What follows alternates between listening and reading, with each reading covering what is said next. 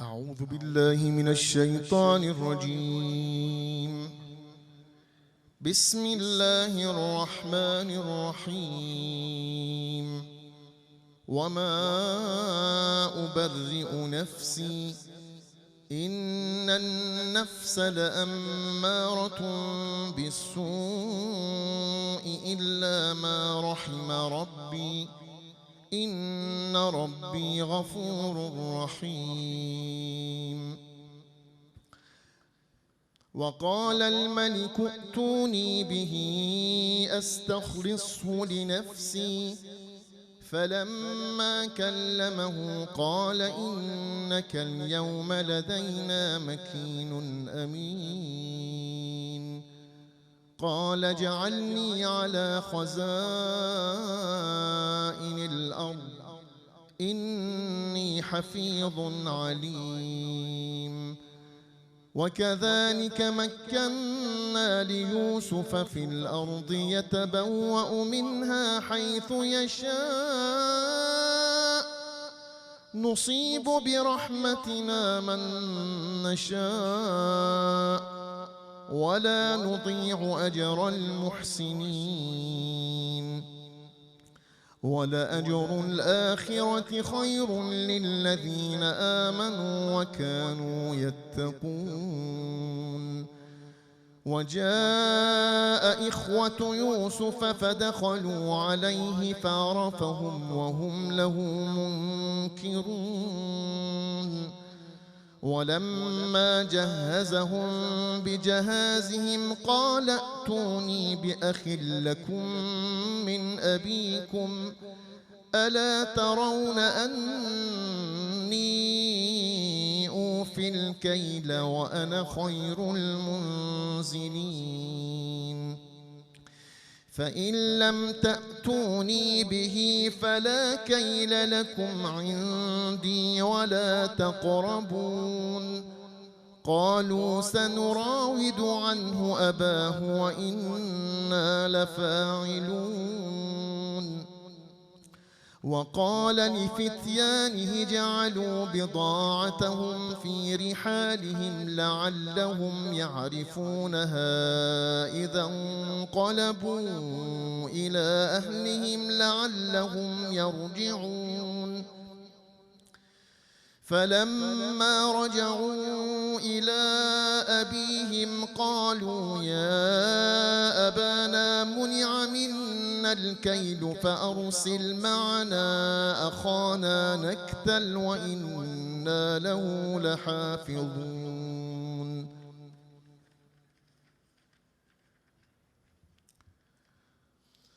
قال هل آمنكم عليه إلا كما أنتكم على أخيه من قبل فالله خير حافظا وهو أرحم الراحمين. ولما فتحوا متاعهم وجدوا بضاعتهم ردت إليهم قالوا يا أبانا ما نبغي هذه بضاعتنا ردت إلينا ونمير أهلنا ونحفظ أخانا ونزداد كيل بعير ذلك كيل يسير. قال لن أرسله معكم حتى تؤتون موثقا من الله لتأتونني به إلا أن يحاط بكم. فلما آتوه موثقهم قال الله على ما نقول وكيل.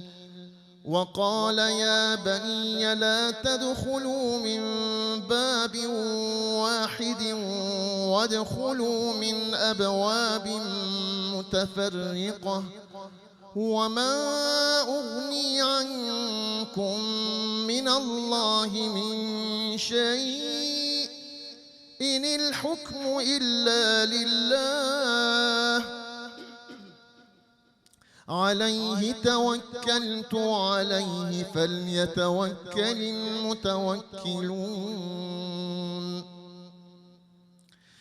ولما دخلوا من حيث أمرهم أبوهم ما كان يغني عنهم من الله من شيء إلا حاجة في نفس يعقوب قضاها وإنه لذو علم لما علمناه ولكن أكثر الناس لا يعلمون. ولما دخلوا على يوسف آوى إليه أخاه قال إني أنا أخوك فلا تبتئس بما كانوا يعملون. فلما جهزهم بجهازهم جعل السقاية في رحل أخيه ثم أذن مؤذن أيتها العير إنكم لسارقون. قالوا وأقبلوا عليهم ماذا تفقدون؟ قالوا نفقد صواع الملك ولمن جاء به حمل بعير وأنا به زعيم.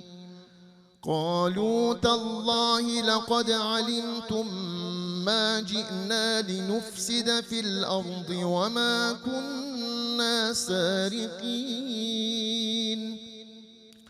قالوا فما جزاؤه إن كنتم كاذبين؟ قالوا جزاؤه من وجد في رحله فهو جزاؤه كذلك نجزي الظالمين. فبدأ بأوعيتهم قبل وعاء أخيه ثم استخرجها من وعاء أخيه كذلك كدنا ليوسف ما كان ليأخذ أخاه في دين الملك إلا أن يشاء الله نرفع درجات من نشاء وفوق كل ذي علم عليم. قالوا إن يسرق فقد سرق أخ له من قبل فأسرها يوسف في نفسه ولم يبدها لهم. قال أنتم شر مكانا والله أعلم بما تصفون. قالوا يا أيها العزيز إن له أبا شيخا كبيرا فخذ أحدنا مكانه إنا نراك من المحسنين. قال معاذ الله أن نأخذ إلا من وجدنا متاعنا عنده إنا إذا لظالمون. فلما استيئسوا منه خلصوا نجيا.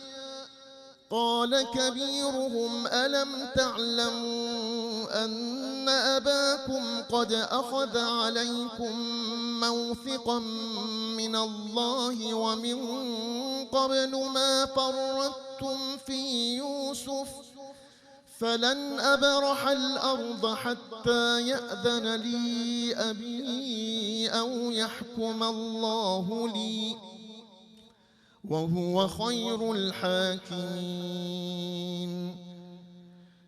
ارجعوا إلى أبيكم أبيكم فقولوا يا أبانا إن ابنك سرق وما شهدنا إلا بما علمنا وما كنا للغيب حافظين واسأل القرية التي كنا فيها والعير التي أقبلنا فيها وإنا لصادقون قال بل سولت لكم أنفسكم أمرا فصبر جميل عسى الله أن يأتيني بهم جميعا إنه هو العليم الحكيم وتولى عنهم وقال يا أسفا على يوسف وابيضت عيناه من الحزن فهو كظيم قالوا تالله تفتأ تذكر يوسف حتى تكون حرضا أو تكون من الهالكين قال إنما أشكو بثي وحزني إلى الله وأعلم من الله ما لا تعلمون.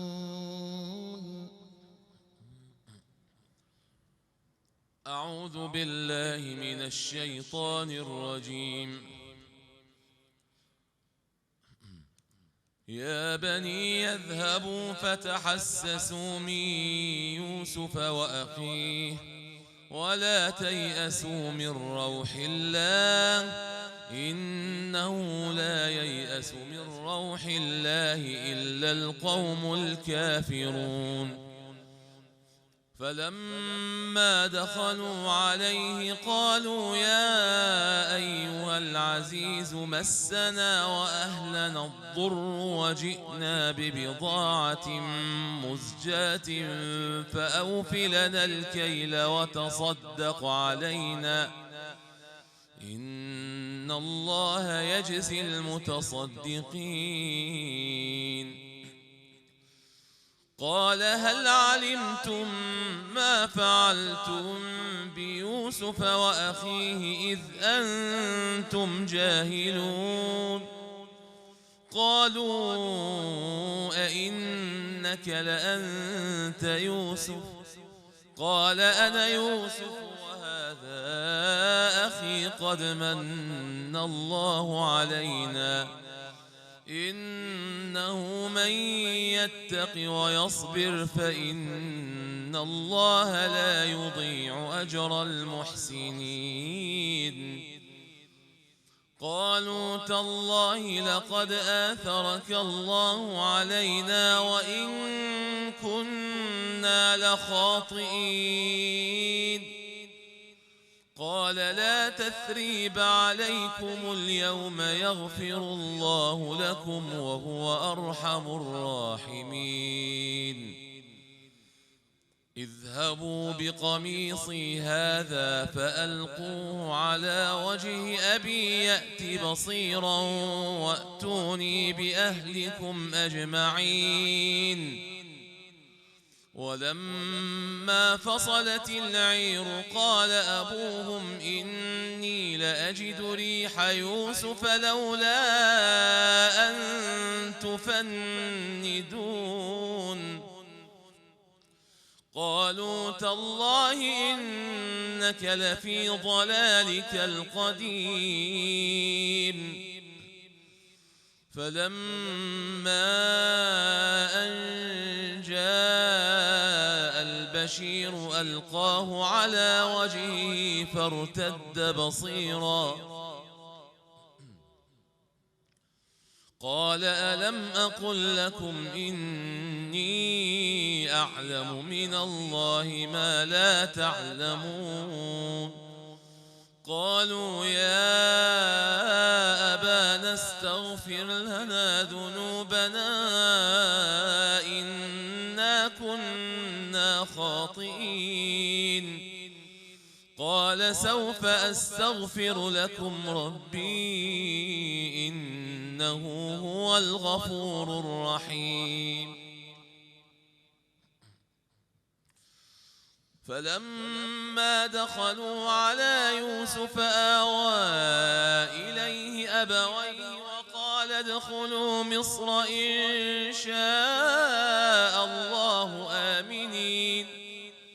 ورفع أبويه على العرش وخروا له سجدا وقال يا أبت هذا تأويل رؤياي من قبل قد جعلها ربي حقا وقد أحسن بي إذ أخرجني من السجن وجاء بكم من البدو من بعد أن نزغ الشيطان بيني وبين إخوتي إن ربي لطيف لما يشاء إنه هو العليم الحكيم.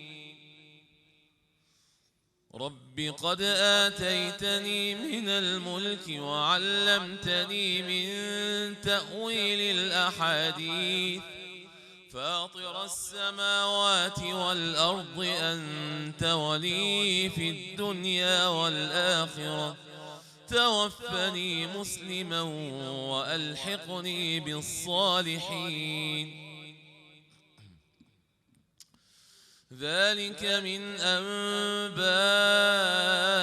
الغيب نوحيه إليك وما كنت لديهم إذ أجمعوا أمرهم وهم يمكرون وما أكثر الناس ولو حرصت بمؤمنين وما تسألهم عليه من أجر إن هو إلا ذكر للعالمين. وكأين من آية في السماوات والأرض يمرون عليها وهم عنها معرضون وما يؤمن أكثرهم بالله إلا وهم مشركون. أفأمنوا أن تأتيهم غاشية من عذاب الله أو تأتيهم الساعة بغتة وهم لا يشعرون.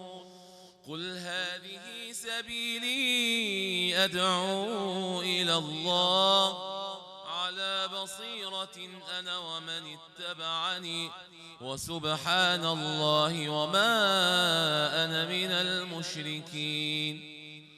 وما أرسلنا من قبلك إلا رجالا نوحي إليهم من أهل القرى أفلم يسيروا في الأرض فينظروا كيف كان عاقبة الذين من قبلهم ولدار الآخرة خير للذين اتقوا أفلا تعقلون. حتى إذا استيأس الرسل وظنوا أنهم قد كذبوا جاءهم نصرنا فنجي من نشاء ولا يرد بأسنا عن القوم المجرمين. لقد كان في قصصهم عبرة لأولي الألباب ما كان حديثا يفترى ولكن تصديق الذي بين يديه وتفصيل كل شيء وهدى ورحمة لقوم يؤمنون. بسم الله الرحمن الرحيم. ألف لام ميم را تلك آيات الكتاب والذي أنزل إليك من ربك الحق ولكن أكثر الناس لا يؤمنون. الله الذي رفع السماوات بغير عمد ترونها ثم استوى على العرش وسخر الشمس والقمر كل يجري لأجل مسمى يدبر الأمر يفصل الآيات لعلكم بلقاء ربكم توقنون وهو الذي مد الأرض وجعل فيها رواسي وأنهارا ومن كل الثمرات جعل فيها زوجين اثنين يغشي الليل النهار إن في ذلك لآيات لقوم يتفكرون وفي الأرض قطع متجاورات وجنات من أعناب وزرع ونخيل صنوان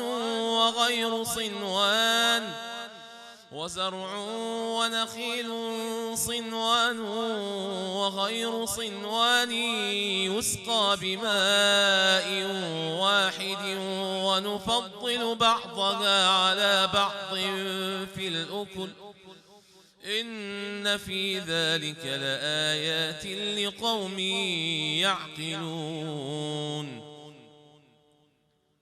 وإن تعجب فعجب قولهم أإذا كنا ترابا أإنا لفي خلق جديد أولئك الذين كفروا بربهم وأولئك الأغلال في أعناقهم وأولئك أصحاب النار هم فيها خالدون. أعوذ بالله من الشيطان الرجيم. ويستعجلونك بالسيئة قبل الحسنة وقد خلت من قبلهم المثلات وإن ربك لذو مغفرة للناس على ظلمهم وإن ربك لشديد العقاب. ويقول الذين كفروا لولا أنزل عليه آية من ربه إنما أنت منذر ولكل قوم هاد.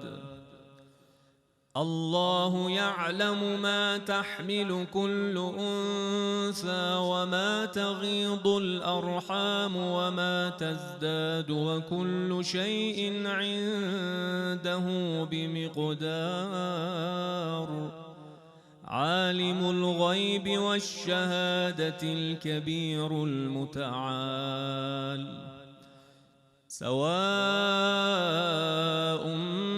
منكم من أسر القول ومن جهر به ومن هو مستخف بالليل وسارب بالنهار.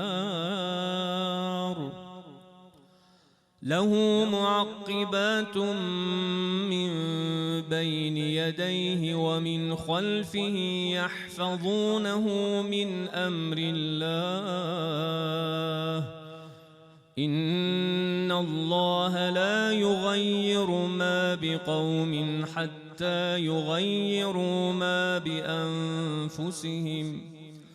وإذا أراد الله بقوم سوءا فلا مرد له وما لهم من دونه من وال. هو الذي يريكم البرق خوفا وطمعا وينشئ السحاب الثقال ويسبح الرعد بحمده والملائكة من خيفته ويرسل الصواعق فيصيب بها من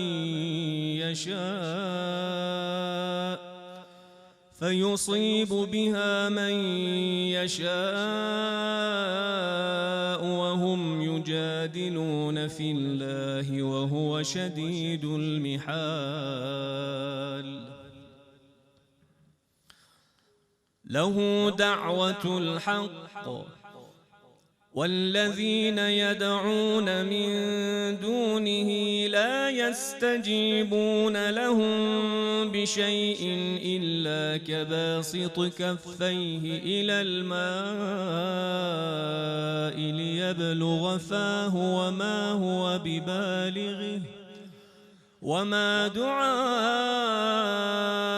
الكافرين إلا في ضلال. ولله يسجد من في السماوات والأرض طوعا وكرها وظلالهم بالغدو والآصال.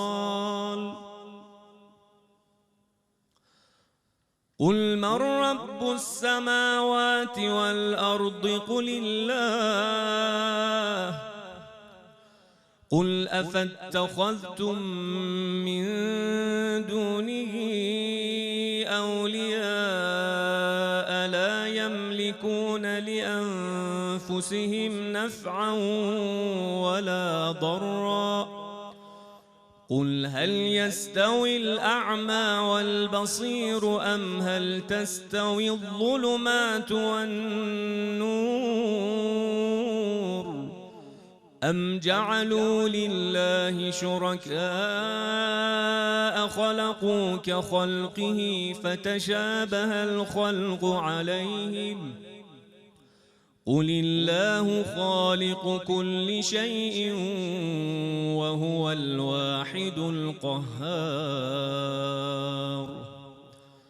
أنزل من السماء ماء فسالت أودية بقدرها فاحتمل السيل زبدا رابيا ومما يوقدون عليه في النار ابتغاء حلية أو متاع زبد مثله كذلك يضرب الله الحق والباطل.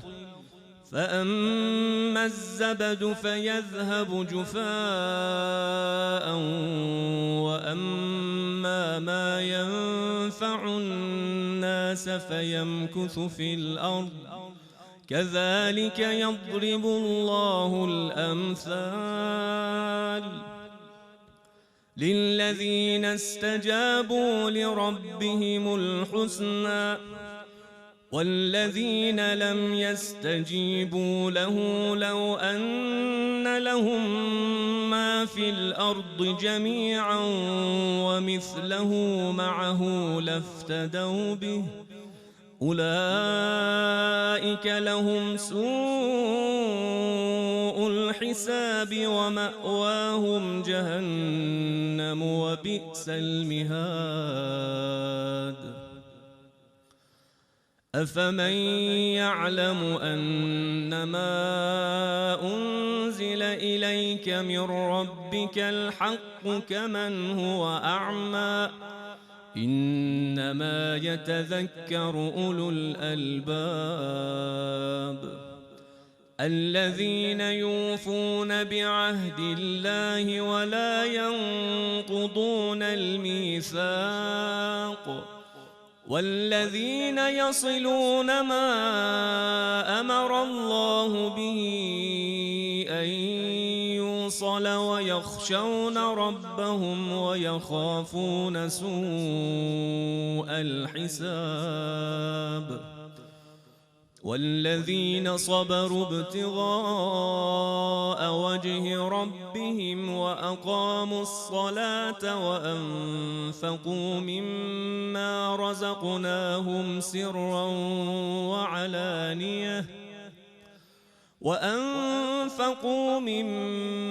رزقناهم سرا وعلانية ويدرؤون بالحسنة السيئة أولئك لهم عقبى الدار جنات عدن يدخلونها ومن صلح من آبائهم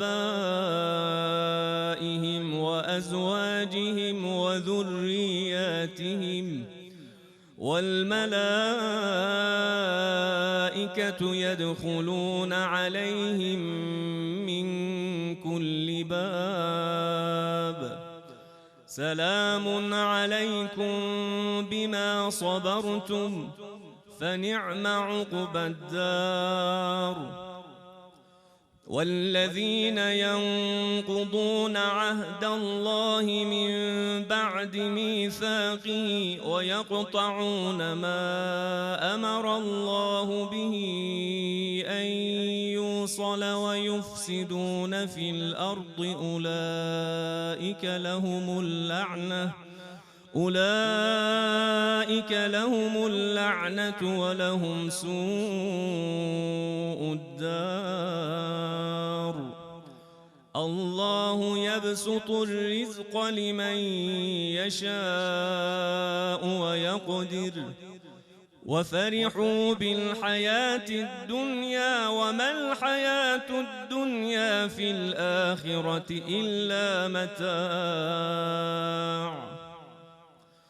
ويقول الذين كفروا لولا أنزل عليه آية من ربه قل إن الله يضل من يشاء ويهدي إليه من أناب الذين آمنوا وتطمئن قلوبهم بذكر الله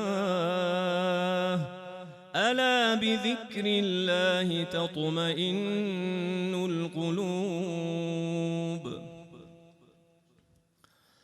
الذين آمنوا وعملوا الصالحات طوبى لهم وحسن مآب كذلك أرسلناك في أمة قد خلت من قبلها لتتلو عليهم الذي أوحينا إليك وهم يكفرون بالرحمن قل هو ربي لا إله إلا هو عليه توكلت وإليه متاب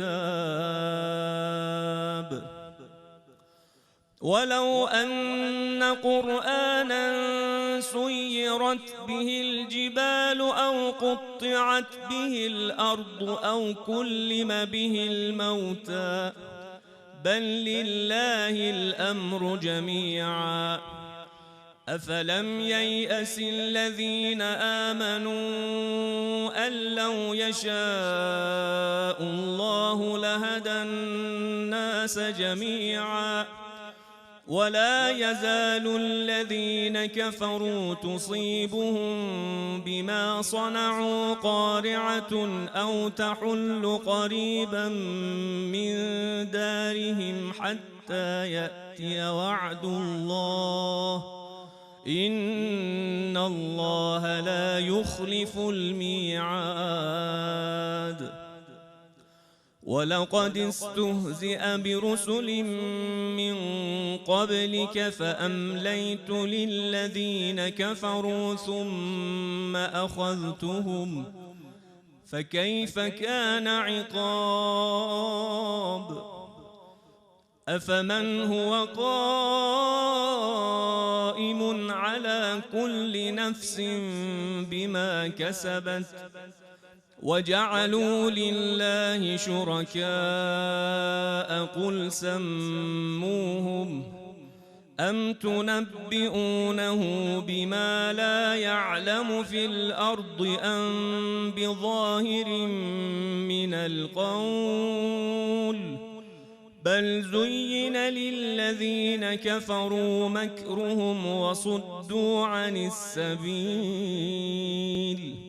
ومن يضلل الله فما له من هاد لهم عذاب في الحياة الدنيا ولعذاب الآخرة أشق وما لهم من الله من واق. أعوذ بالله من الشيطان الرجيم. مثل الجنة التي وعد المتقون تجري من تحتها الأنهار أكلها دائم وظلها تلك عقبى الذين اتقوا وعقبى الكافرين النار. والذين آتيناهم الكتاب يفرحون بما أنزل إليك ومن الأحزاب من ينكر بعضه قل إنما أمرت أن أعبد الله ولا أشرك به إليه أدعو وإليه مآب. وكذلك أنزلناه حكما عربيا ولئن اتبعت أهواءهم بعدما جاءك من العلم ما لك من الله من ولي ولا واق. ولقد أرسلنا رسلا من قبلك وجعلنا لهم أزواجا وذرية وما كان لرسول أن يأتي بآية إلا بإذن الله لكل أجل كتاب يمحو الله ما يشاء ويثبت وعنده الكتاب. وإما نرينك بعض الذي نعدهم أو نتوفينك فإنما عليك البلاغ وعلينا الحساب. أولم يروا أنا نأتي الأرض ننقصها من أطرافها والله يحكم لا معقب لحكمه وهو سريع الحساب.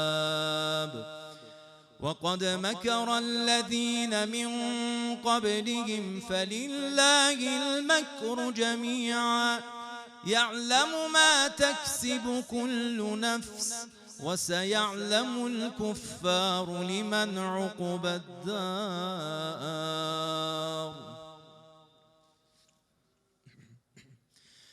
ويقول الذين كفروا لست مرسلا قل كفى بالله شهيدا بيني وبينكم ومن عنده علم الكتاب. بسم الله الرحمن الرحيم. ألف لام را كتاب أنزلناه أنزلناه إليك لتخرج الناس من الظلمات إلى النور بإذن ربهم إلى صراط العزيز الحميد الله الذي له ما في السماوات وما في الأرض وويل للكافرين من عذاب شديد الذين يستحبون الحياة الدنيا على الآخرة ويصدون عن سبيل الله ويبغونها عوجا أولئك في ضلال بعيد وما أرسلنا من رسول إلا بلسان قومه ليبين لهم فيضل الله من يشاء ويهدي من يشاء وهو العزيز الحكيم ولقد أرسلنا موسى بآياتنا أن أخرج قومك من الظلمات إلى النور وذكرهم بأيام الله إن في ذلك لآيات لكل صبار شكور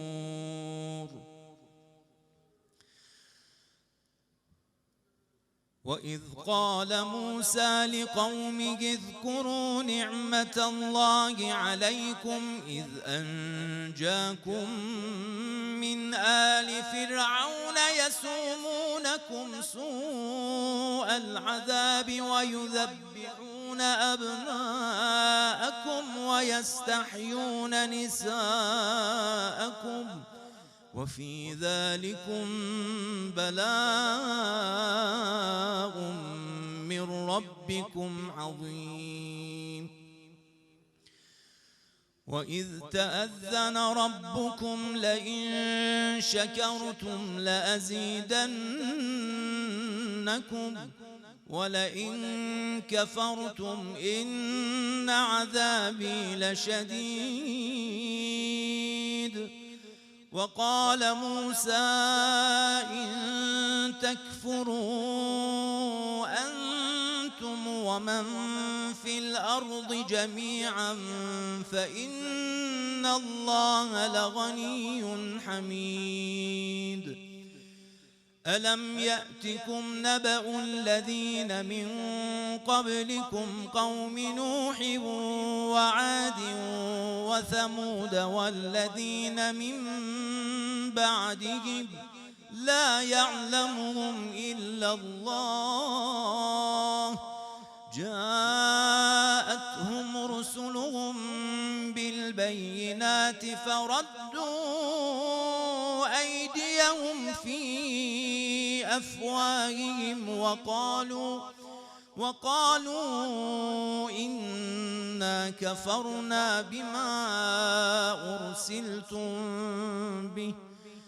وقالوا إنا كفرنا بما أرسلتم به وإنا لفي شك مما تدعوننا إليه مريب قالت رسلهم أفي الله شك فاطر السماوات والأرض يدعوكم ليغفر لكم من ذنوبكم ويؤخركم إلى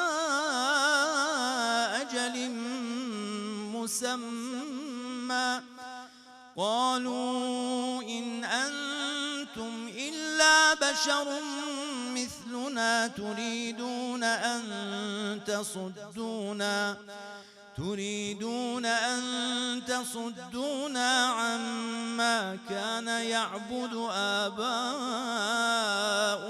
فأتونا بسلطان مبين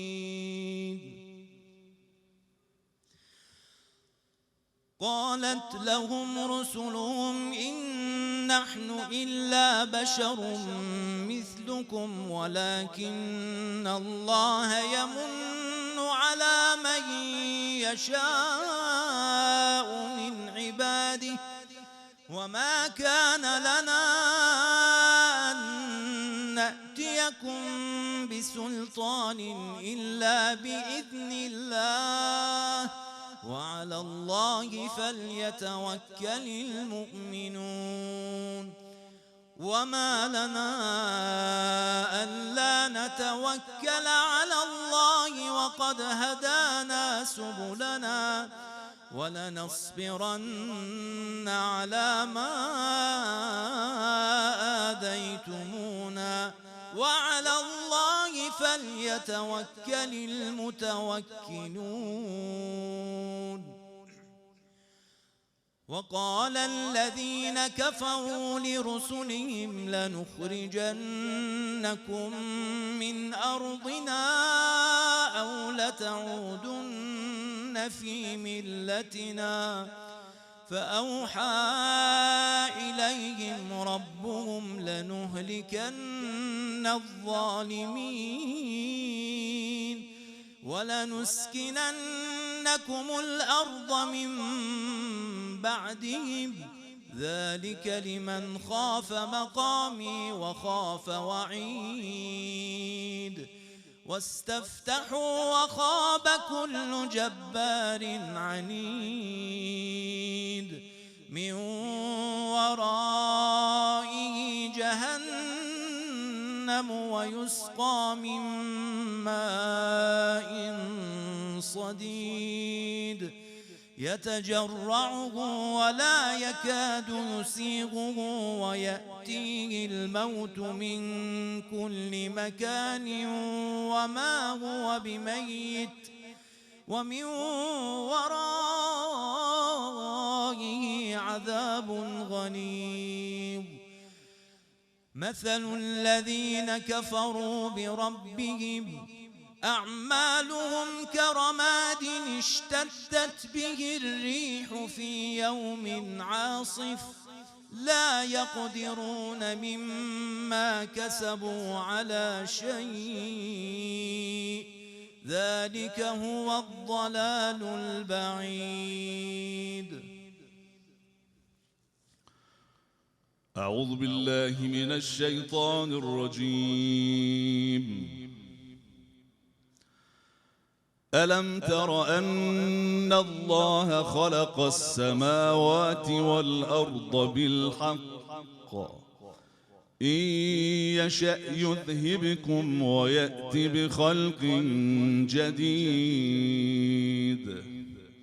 وما ذلك على الله بعزيز وبرزوا لله جميعا فقال الضعفاء للذين استكبروا إنا كنا لكم تبعا فهل أنتم مغنون عنا من عذاب الله من شيء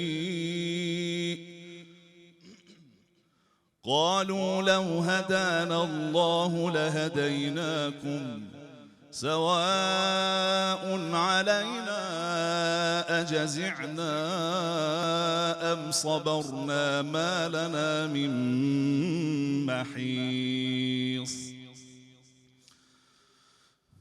وقال الشيطان لما قضي الأمر إن الله وعدكم وعد الحق ووعدتكم فأخلفتكم وما كان لي عليكم من سلطان إلا أن دعوتكم فاستجبتم لي فلا تلوموني ولوموا أنفسكم ما أنا بمصرخكم وما أنتم بمصرخي إني كفرت بما أشركتمون من قبل إن الظالمين لهم عذاب أليم. وأدخل الذين آمنوا وعملوا الصالحات جنات تجري من تحتها الأنهار خالدين فيها بإذن ربهم تحيتهم فيها سلام. ألم تر كيف ضرب الله مثلا كلمة طيبة كشجرة طيبة أصلها ثابت وفرعها في السماء تؤتي أكلها كل حين بإذن ربها ويضرب الله الأمثال للناس لعلهم يتذكرون. ومثل كلمة خبيثة كشجرة خبيثة اجتثت من فوق الأرض ما لها من قرار. يثبت الله الذين آمنوا بالقول الثابت في الحياة الدنيا وفي الآخرة ويضل الله الظالمين ويفعل الله ما يشاء. ألم تر إلى الذين بدلوا نعمة الله كفرا وأحلوا قومهم دار البوار جهنم يصلونها وبئس القرار. وجعلوا لله أندادا ليضلوا عن سبيله قل تمتعوا فإن مصيركم إلى النار.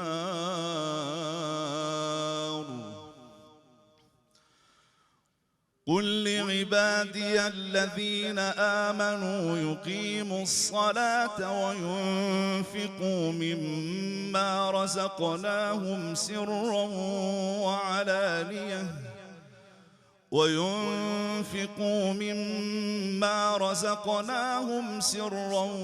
وعلانية من قبل أن يأتي يوم لا بيع فيه ولا خلال. الله الذي خلق السماوات والأرض وأنزل من السماء ماء فأخرج به من الثمرات رزقا لكم وسخر لكم الفلك لتجري في البحر بأمره وسخر لكم الأنهار وسخر لكم الشمس والقمر دائبين وسخر لكم الليل والنهار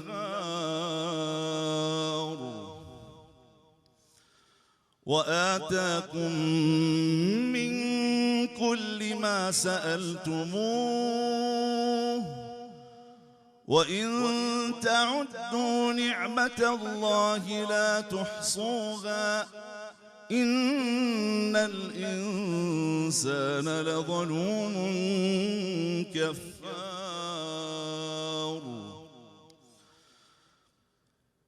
وإذ قال إبراهيم رب اجعل هذا البلد آمنا واجنبني وبني أن نعبد الأصنام رب إنهن أضللن كثيرا من الناس فمن تبعني فإنه مني ومن عصاني فإنك غفور رحيم ربنا إني أسكنت من ذريتي بواد غير ذي زرع عند بيتك المحرم ربنا ليقيموا الصلاة فاجعل أفئدة من الناس تهوي إليهم وارزقهم من الثمرات لعلهم يشكرون ربنا إنك تعلم ما نخفي وما نعلن وما يخفى على الله من شيء في الأرض ولا في السماء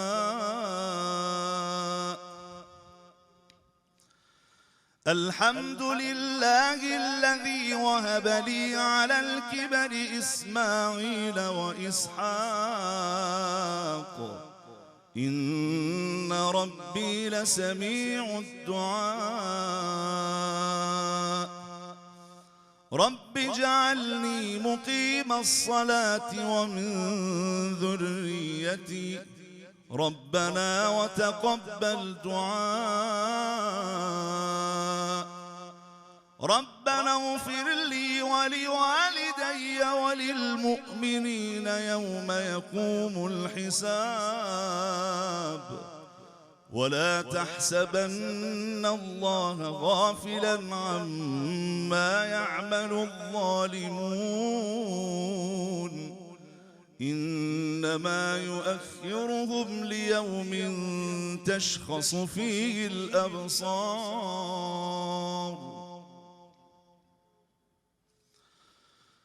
مهطعين مقنعي رؤوسهم لا يرتد إليهم طرفهم وأفئدتهم هواء وأنذر الناس يوم يأتيهم العذاب فيقول الذين ظلموا ربنا أخرنا إلى أجل قريب نجب دعوتك ونتبع الرسل أولم تكونوا أقسمتم من قبل ما لكم من زوال وسكنتم في مساكن الذين ظلموا أنفسهم وتبين لكم كيف فعلنا بهم وضربنا لكم الأمثال وقد مكروا مكرهم وعند الله مكرهم وإن كان مكرهم لتزول منه الجبال فلا تحسبن الله مخلف وعده رسله إن الله عزيز ذو انتقام يوم تبدل الأرض غير الأرض والسماوات وبرزوا لله الواحد القهار وترى المجرمين يومئذ مقرنين في الأصفاد سرابيلهم من قطران وتغشى وجوههم النار ليجزي الله كل نفس ما كسبت إن الله سريع الحساب هذا بلاغ للناس ولينذروا به وليعلموا أنما هو إله واحد وليذكر أولو الألباب. صدق الله العلي العظيم. وصدق رسوله النبي الأمين الكريم.